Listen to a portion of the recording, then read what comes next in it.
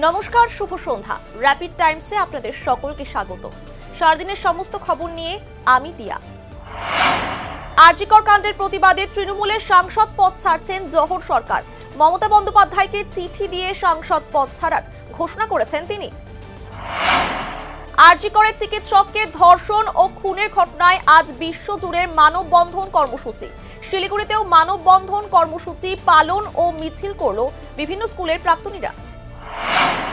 টোটো চুরির অভিযোগে একজনকে গ্রেফতার করল মাটিগাড়া থানার পুলিশ। উদ্ধার হয়েছে চুরি যাওয়া টোটো।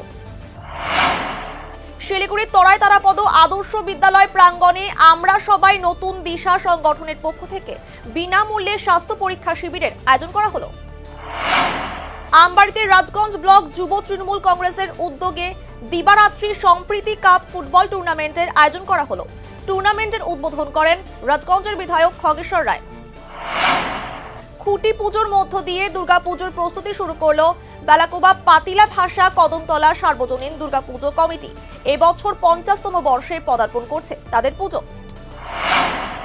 প্রতি বছরের মতো এবছরও অম্বিকানগর শনি মন্দিরে পালিত হলো 25তম শনি পুজো। পাশাপাশি সাংস্কৃতিক অনুষ্ঠানের আয়োজন করা হয়। ফালাকাটা শহরকে যানজট মুক্ত করতে উদ্যোগী হলো তৃণমূল পরিচালিত ফালাকাটা টোটো ইউনিয়ন।